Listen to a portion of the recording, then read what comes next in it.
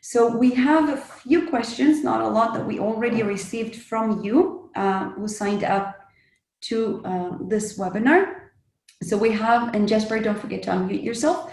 We have one from David from Italy. He's asking, is the employee handbook a company specific or a position specific document? Actually, the employee handbook is the behavior expected from the companies for all employees to follow. It's not for a specific employee.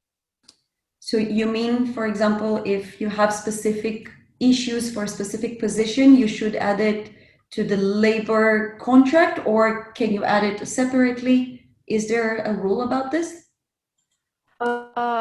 If it's related to a specific position, it's suggested to put in the labor contract law instead of the employee handbook. Employee handbook is for all employees. Thank you for that.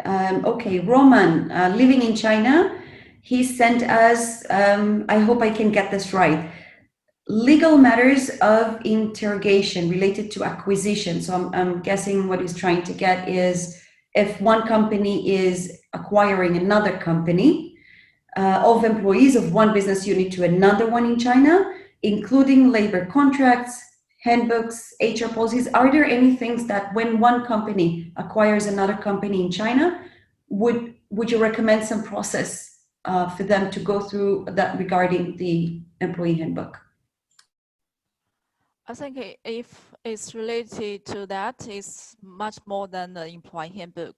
I think it's the combination of the two cultures, the two different companies, and procedures and criteria and expectations on the employees or whatever. Actually, when the two companies integrated, I think first of all need to decide one is the key or main culture or the standard for the future integrated company. So we set a rule there and to figure out what's the difference between the existing company or existing regulations and the future one to figure out the difference, and maybe make some explanation to the employees and to figure out the best way to balance the difference, or how to make the transfer, or make a smooth transfer, and the best way to integrate from the existing one to the new one.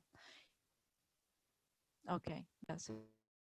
Thank you, Jasper. Okay, I have just one comment from someone who sent us. Thank you very much for organizing this important event. So that's not a question, but a very nice comment that someone sent us. And I don't have more questions from the audience. So if you here joined us, have something you want to add or you want to ask, please share in the chat or just unmute yourself and let us know. We have two of our guests online that told us they're going to put us in the background, but hopefully if they can hear us, you're more than welcome to ask more questions. Yeah. I have a question.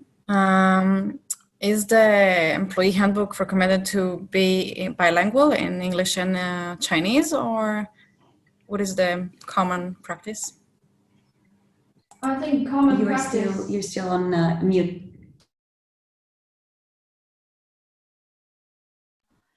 I think the common practice is English and Chinese, and in China, actually the Chinese prevails. So even if you only have the English version, and if there is an arbitration or court case with the employee, the courts and the arbitration still ask you to maybe do the translation from the English to Chinese. So they understand if there's a proper one for the employee to follow, or whatever is written there. So Chinese is very important for the employee handbook. Thank you. Anyone else who wants to ask a question? Sorry, just to follow the question. Can we say in any discrepancy, English will prevail? Will that be acceptable? Actually, English you can say English is prevail, but as I just mentioned, if there is arbitration or court case, they may ask you to make the translation for that part. So if it reaches the court dispute, the court can ask for the Chinese, and we'll address this one more than the English one. But within the company, you can keep it just in English. Yeah. Okay, thank you for that. Yes? So, I mean, in a situation, so we have the bilingual handbook, so which is English and Chinese, and then we put a clause, special clause, specifying that in any scenario of discrepancy between the two languages, English will prevail. So if one day some dispute happened, will this be accepted by the court? Or maybe the answer is no? I think in practice, the arbitration court may not support it, because anyway, your company is in China, and Chinese should be the language to for everyone to understand and to avoid the misunderstanding. So it's better to check your Chinese translation to make sure it's fully correct and understandable. I see, thank you. And another question. So in lots of cases, I think most companies, the employers want to specify like what kind of amount would constitute a major violation of discipline, which causes the company loss. Because in the general Chinese labor law, it just say you can dismiss the employee when they cause some massive, major loss to the company, but didn't specify what means major or massive. So can we just put a number in the handbook? For example, if this employee, because of your misbehavior, you caused, let's say, 20,000 RMB's loss, then we can dismiss you. Can we do that? Put a specific amount in the company loss. I think you can put something there, but this number needs to look reasonable to the court or to the arbitration. I think some company want to make very strict regulation there to avoid any violation from the employee. But actually, as you understand, the arbitrator or court, they do not really set a number or whatever as the rule for people to not step forward. But they really do something flexible. So they need to evaluate the whole situation to say if the amount is reasonable or not. But actually, I think you need to, you can put something there to make it as a reference.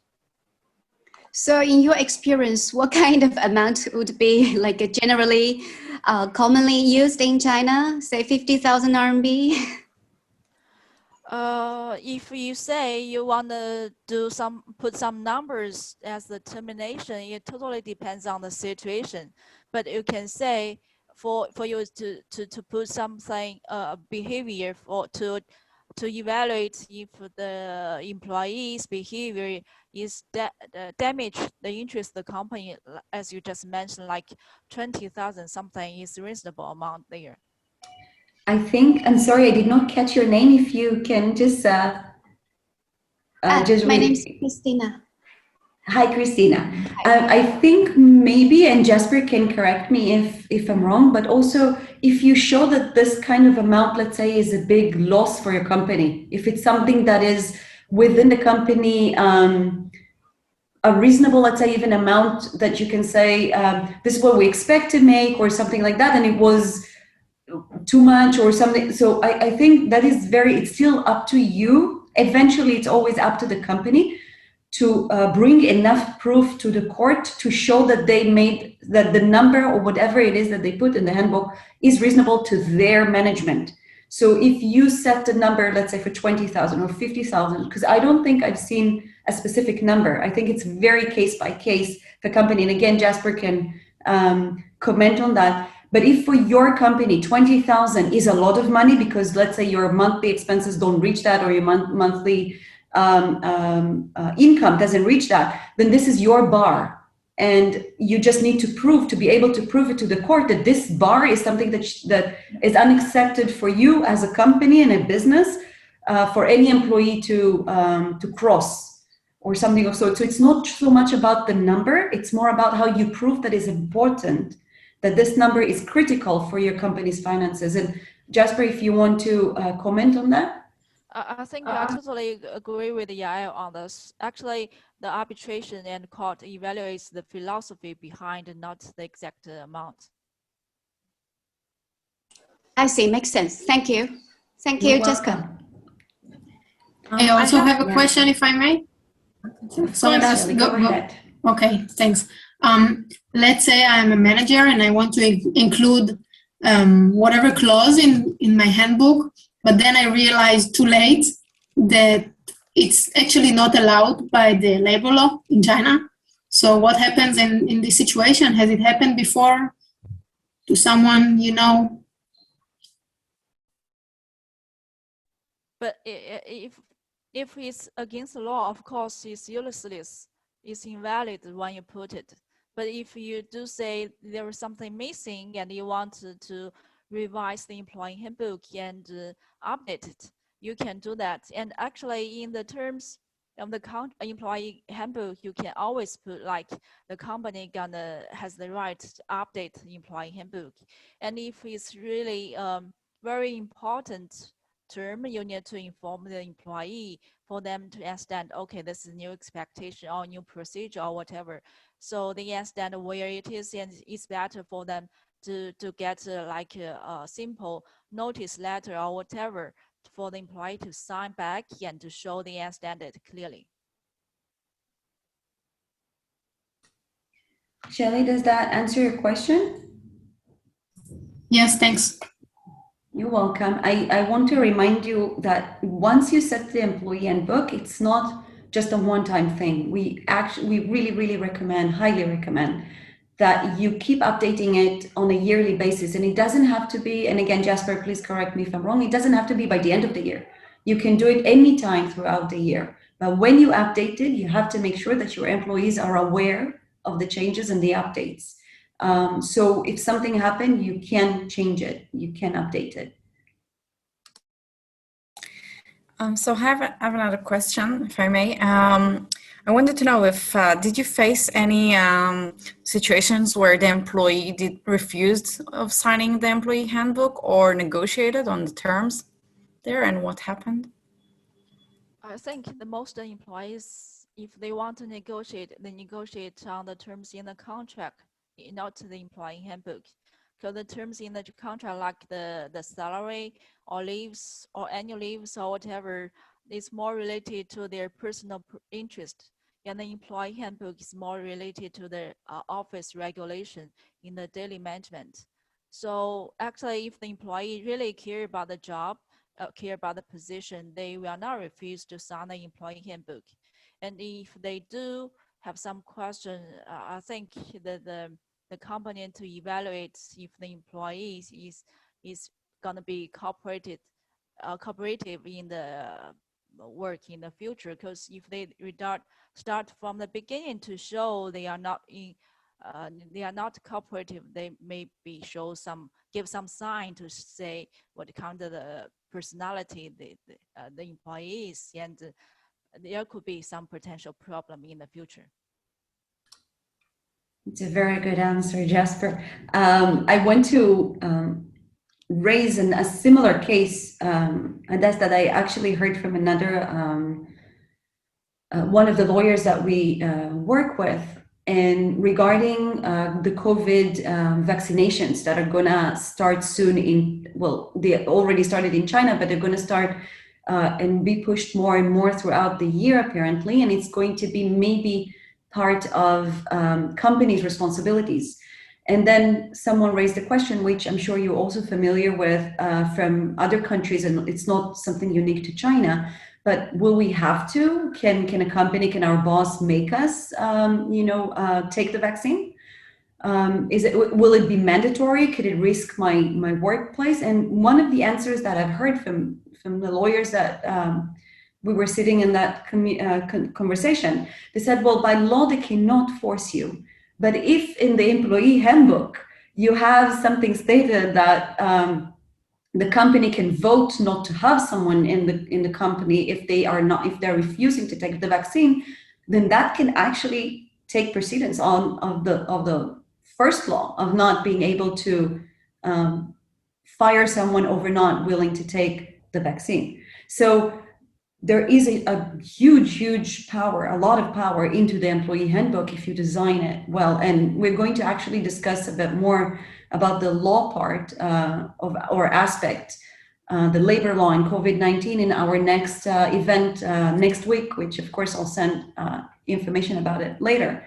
But this is definitely connected with the employee handbook if it can be, but as Jasper said, it's more about the behavior. So if you write down, if you list in the employee handbook behaviors and that you don't want your employees to do, or behaviors you want to encourage your employees to do, this can actually really help you in serious cases afterwards.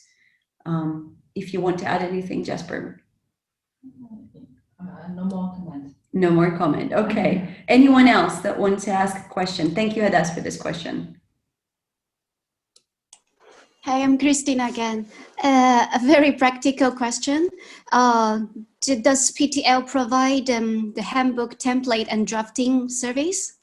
Yes, we do. We do provide that kind of service. Yeah, and we're happy to send you more details afterwards.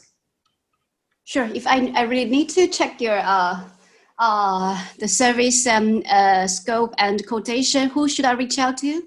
I'll send you an email. I have it from the registration form, so I'll send it back to you. But let me see if Shelly, can you share our contact email? That would be also great, and in the group, in the chat.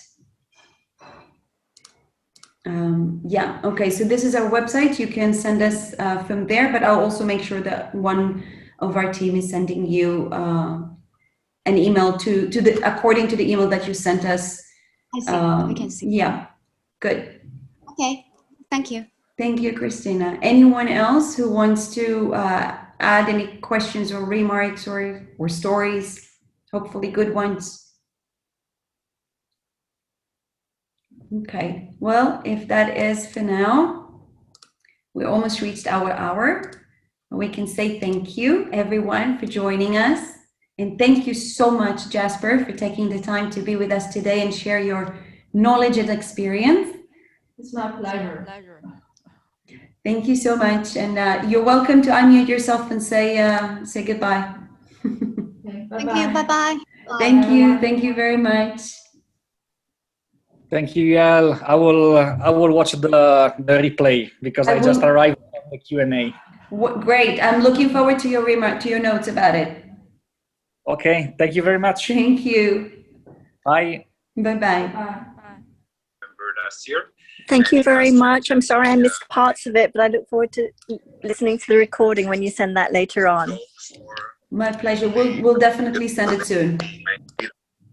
Awesome. Thank you very much. Bye. You're welcome. Bye-bye. And by doing that,